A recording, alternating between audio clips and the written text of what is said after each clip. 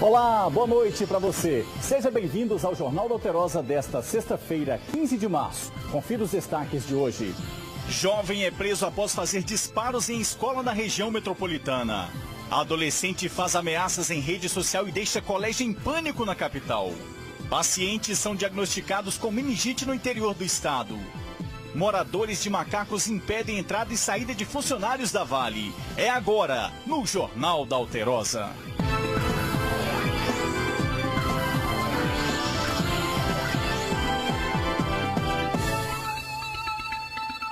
Um jovem de 20 anos foi preso após fazer vários disparos para o alto na porta de uma escola em Nova Lima, aqui na região metropolitana de BH. O autor dos tiros teria se desentendido com um colega de sala porque ele estaria dando em cima da namorada dele. Em outra escola no bairro Horto, um estudante teria ameaçado cometer um crime semelhante ao de Suzano, em São Paulo. Alunos e professores ficaram apavorados e a polícia foi chamada. O adolescente foi localizado e disse que não se passava de uma brincadeira. Confira. Vou matar todo mundo amanhã. Tomara que a sala esteja cheia. Essa era a ameaça do aluno que estuda nesta escola em Belo Horizonte. Ele teria postado em uma rede social. A notícia se espalhou rapidamente. Os alunos da Escola Estadual no Horto Florestal, região leste da capital, ficaram com medo. 2 viaturas da Polícia Militar ficaram de plantão em frente à escola. Esta aluna, que pediu para não ser identificada, disse que estudantes e professores ficaram assustados com a ameaça. A gente viu. Aí foi compartilhando para as turmas da escola e foi assim. E vocês ficaram com medo, né? Lógico.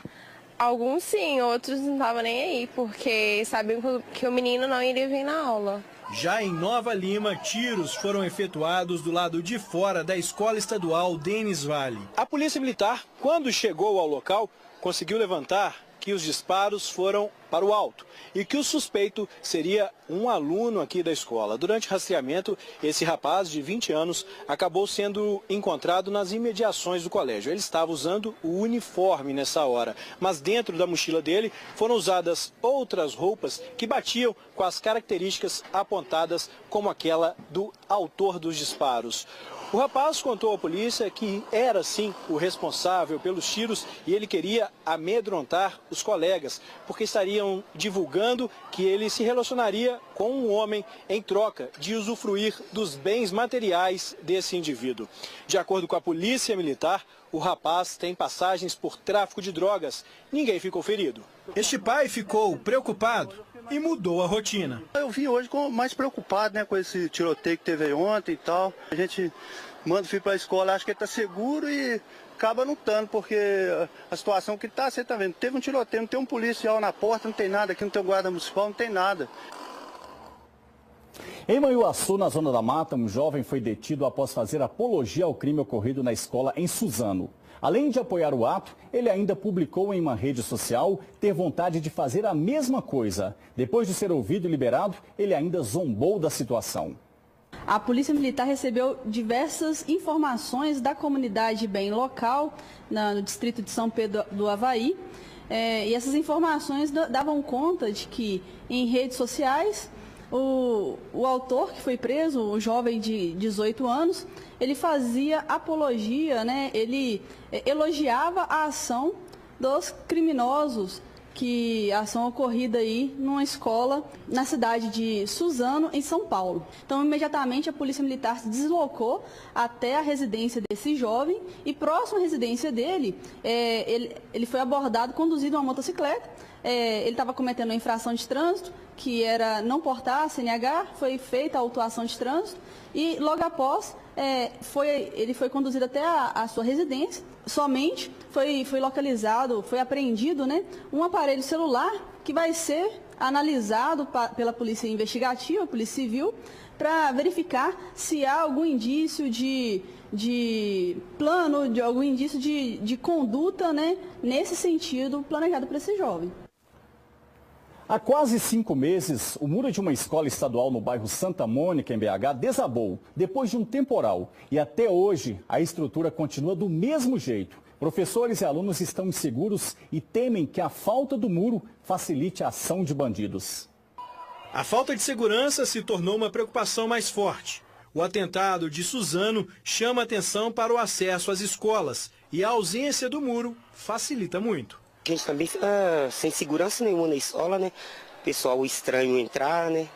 Acesso é muito fácil para eles. Outro aspecto levado em conta pelo professor é a facilidade dos alunos saírem da escola em horário de aula. Tem nenhuma segurança os alunos entrar e sair da escola, fugir mais cedo, né? O muro caiu no dia 27 de outubro do ano passado. Na época ninguém ficou ferido. Segundo os professores, foi o vento que ocasionou o problema.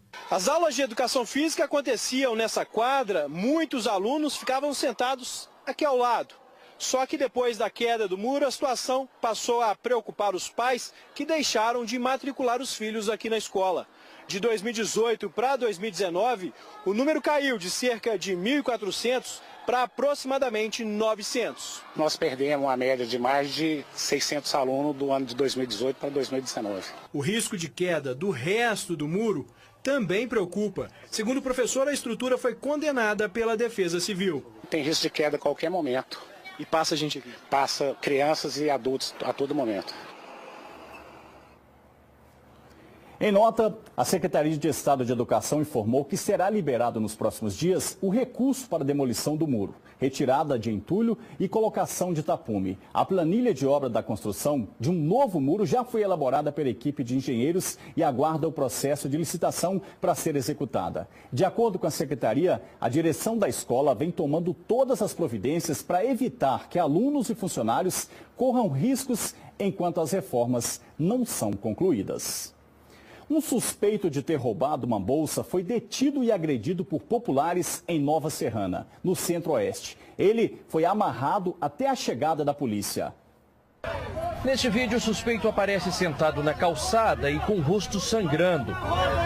O rapaz de 25 anos teve as mãos amarradas. Segundo a polícia, ele é suspeito de roubar a bolsa de uma mulher no bairro Padre Libério. O ladrão fugiu, entrou em um beco e pulou o muro de uma casa. Populares cercaram o local e conseguiram pegar o suspeito. Ele foi agredido até a chegada da polícia. O suspeito foi algemado pela PM e levado para a UPA, onde recebeu um curativo na testa. O rapaz tem passagens por furto, extorsão e é usuário de drogas. Um homem foi flagrado furtando um cofre dentro da igreja Nossa Senhora Aparecida, em Poços de Caldas, no sul do estado. O objeto, que é de aço e guardava as doações de fiéis, estava perto do altar. Como não conseguiu abrir o cofre, o homem levou tudo e depois abandonou o objeto vazio em uma rua próxima à igreja. O suspeito não foi encontrado. Essa é a segunda vez que as doações desta igreja são roubadas.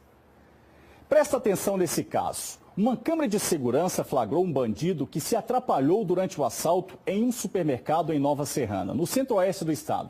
Ele não conseguiu abrir a sacola para guardar o dinheiro roubado e ainda deixou a arma em cima da caixa. Armado, o assaltante rende a operadora do caixa, que pega todo o dinheiro e entrega a ele. O criminoso se atrapalha para guardar o dinheiro. Ele então coloca a arma em cima do caixa, tenta abrir uma sacolinha para colocar as notas, mas desiste e vai embora. Segundo a polícia militar, o bandido fugiu com a ajuda de um comparsa que o esperava em uma moto do lado de fora do supermercado. A Santa Casa de Formiga, no oeste de Minas, afastou das atividades o médico que fez o parto de 2 bebês que morreram logo após o nascimento. Os procedimentos estão sendo investigados. Os detalhes agora com Augusto Medeiros. A nota emitida pela administração da Santa Casa de Formiga informa que os procedimentos dos 2 partos foram realizados corretamente. Tudo a fim de garantir uma boa assistência às gestantes e aos bebês. A avaliação foi feita pela comissão de óbito do hospital. A nota esclarece ainda que os profissionais estão colaborando com as investigações. A administração da Santa Casa divulgou ainda o pedido de afastamento do médico que fez os partos dos 2 bebês. O profissional fica fora das atividades até o fim das investigações da Polícia Civil. Sofia nasceu na 40ª semana num difícil parto normal na Santa Casa de Formiga. A bebê de 53 centímetros tinha 4 quilos e 600 gramas e foi considerada grande para a idade gestacional. A perícia concluiu que durante o trabalho de parto houve distócia de ombro, que é quando o bebê fica preso no canal. A criança também teve asfixia perinatal, ou seja, falta de oxigênio. A causa da morte foi diagnosticada como choque hemorrágico, devido à coagulação intravascular. A família registrou boletim de ocorrência e a Polícia Civil passou a investigar a morte da bebê. A outra morte que está sendo apurada é a do Samuel. Ele também nasceu na Santa Casa de Formiga há quase um mês. Simone estava com 35 semanas de gestação e entrou em trabalho de parto. Segundo ela, o mesmo médico que atendeu a Alessandra insistiu em parto normal e só fez a cesárea 4 dias depois. A Secretaria de Estado da Saúde confirmou que 4 pacientes foram diagnosticados com meningite em Juiz de Fora neste ano. De acordo com a vigilância epidemiológica, os casos não eram dos tipos mais graves. Para as formas mais comuns da doença, o Sistema Único de Saúde oferece vacinas. A Jaqueline é mãe do Gustavo e perdeu um irmão de 1 ano e meio de idade por causa da meningite. Por isso, mantém um cartão de vacinação do filho sempre em dia. Ele contraiu a doença meningite e não teve jeito, né? Ele veio a falecer por causa da doença. Aí, mas por causa disso também, a importância da vacina, né? A gente vacinando, a gente consegue proteger os nossos pequenos. As vacinas contra os tipos mais comuns de meningite podem ser encontradas no SUS. O SUS disponibiliza vacina contra 3 tipos de meningite. Uma delas é a meningocócica do tipo C. Tem também para meningite pneumocócica e para meningite por hemófilos. Mas como nem todos os tipos da doença têm vacina no sistema público de saúde, é importante ter outras medidas de prevenção.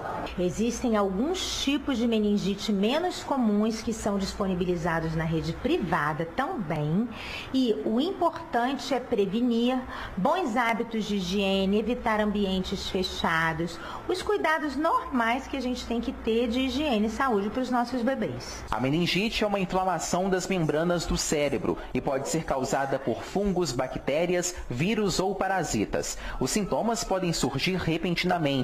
Febre, dor de cabeça, náuseas e vômitos podem indicar a doença. A única forma de prevenir a meningite bacteriana é através da vacinação. Vacinem seus bebês a partir de 2 meses de idade, de acordo com o calendário vacinal do Ministério da Saúde. Os 13 funcionários investigados pelo rompimento da barragem em Brumadinho, que foram presos pela 2ª vez na última quarta-feira, após a decisão do TJMG, já podem voltar à liberdade. O ministro Nefe Cordeiro, do STJ, concedeu na noite de ontem uma liminar que garante a libertação dos funcionários. Nefe afirma que é possível ter havido omissão proposital dos funcionários em razão de interesses diversos, assumindo o risco do rompimento da barragem em Mina Córrego do Feijão, que deixou 203 mortos e 105 pessoas desaparecidas. A prisão temporária exige a indicação de riscos para a investigação de crimes taxativamente graves, o que não foi verificado no caso analisado. O ministro afirmou que tanto o juiz de 1º grau quanto o TJMG apontam geneticamente a necessidade da prisão. E a Justiça interditou hoje uma mina da Vale em Ouro Preto. A paralisação nas atividades da mina de Timbopeba foi pedida pelo Ministério Público a partir de informações da consultoria alemã TÜV SÜD, que reviu as informações da segurança da barragem do distrito de Antônio Andrade. Moradores de Macacos, em Nova Lima, fizeram hoje um protesto em frente à mineradora da Vale. Eles estão angustiados por estarem fora de suas residências e pela falta de compromisso da empresa. Eu, o cinegrafista Valdir Pereira e o auxiliar Alvo José Alvarez estivemos lá. Confira. Com faixas, cartazes e camisas, alguns moradores se reuniram na porta da Mina Azul em Macacos para chamar a atenção da mineradora. Mesmo com a presença da polícia e da guarda municipal, os manifestantes impediram a troca de turno dos funcionários. Nós estamos com uma situação de sofrimento enorme dentro da comunidade, de medo. Então a Vale ela não tem se responsabilizado em entender esse sofrimento, em buscar minimizar isso. Muito pelo contrário, o que a gente tem visto é uma posição de adiamento, uma posição de evitar tratar isso com profundidade. Dona Maria de Lourdes teve a casa interditada pela Defesa Civil. Ela está morando de favor. Qual que é o sentimento de entrar nessa casa e ver essa situação de abandono? É triste demais, né? pelo trabalho que eu tive, tirando pedra no rio para fazer alicerce, para hoje eu estar na rua, entendeu? Com meus filhos, sou viúva, né? Vivo de pensão, lutei tanto para ter meu barraquinho para me pôr meus filhos, e hoje eu não tenho nada, que eles não vão deixar a gente voltar para aqui. No dia 16 de fevereiro, cerca de 200 pessoas tiveram que sair de suas casas às pressas, depois que uma auditoria se negou a testar a segurança das barragens B3 e B4 da Vale, que fica em Macacos. Placas indicam interdições. As ruas estão desertas. O comércio já não é mais o mesmo. Essa é a rua principal do distrito de Nova Lima. Em conversa com comerciantes e moradores, eles me disseram que numa sexta-feira como hoje, esse horário, eles já estariam se preparando para receber o turista no final de semana. Comércios lotados, pousadas lotadas, tudo isso não acontece há um mês. Mas afinal de contas, o turista deve ou não continuar vindo para a cidade? A comunidade está funcionando normalmente, os bares, os restaurantes, está tudo aberto. A gente está preparado para receber o turista. Começa no final de semana, está tudo aberto, mas o turista tem medo de chegar. Medo dessas placas de SIGPARE, que está atrapalhando Macacos, essas placas de área de risco aí, tudo, entendeu? E sem um turista, Macacos vai morrer. Daqui a pouco, logo depois do intervalo, idosos recebem orientações sobre riscos do endividamento no Dia do Consumidor. Espera aí, eu volto já já.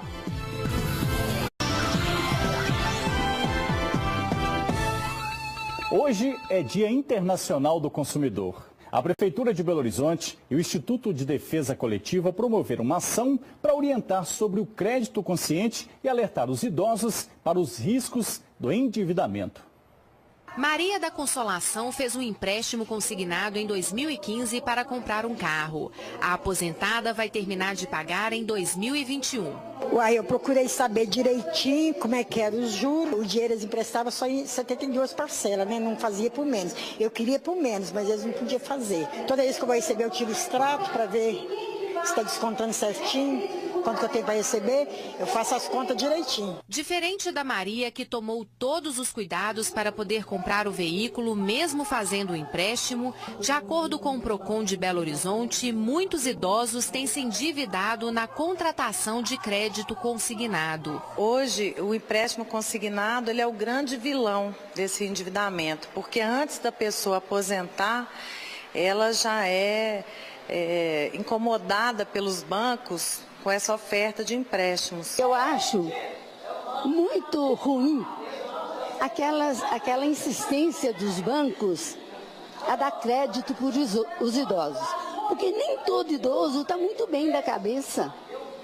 Tem muito idoso ótimo, mas tem alguns que ainda não estão. E com isso, eles são influenciados. Aí eles ficam endividados. E ficam sem saber o que fazer. Então, eu acho que tinha que ter uma coisa para parar com isso. No Dia Internacional do Consumidor, dezenas de idosos se reuniram no Centro de Referência da Pessoa Idosa em Belo Horizonte para receber orientações sobre o crédito e os riscos de endividamento. Dívidas que, de acordo com o Procon, comprometem a qualidade de vida do idoso. Tem pessoas que nos relatam a dificuldade até para adquirir remédios, comida. E o que ocorre é que se esse empréstimo foi feito de forma legal, não há que se falar em questionamento de valores. Dados recentes do SPC mostram que no Brasil, mais de 5 milhões de idosos com idades entre 65 e 84 anos estão com dívida. Ainda de acordo com o órgão, o número de idosos que são incapazes de quitarem as suas despesas chega a 32% no total. Essas contratações, elas não podem ser feitas pelo telefone. O ideal é que essas contratações, quando forem feitas, sejam feitas na forma física. Tente levar um amigo, um sobrinho, ou um neto, ou um filho, que possa esclarecer para ele, porque a gente vê que quando o idoso vai acompanhado de outras pessoas, muitas vezes ele não contrata, porque vê que o que parecia que era muito convidativo realmente não é. Obrigado pela sua companhia. Você fica agora com o SBT Brasil. O JA volta na segunda a partir das 7h20 da noite. Bom fim de semana a todos. Até segunda. Tchau.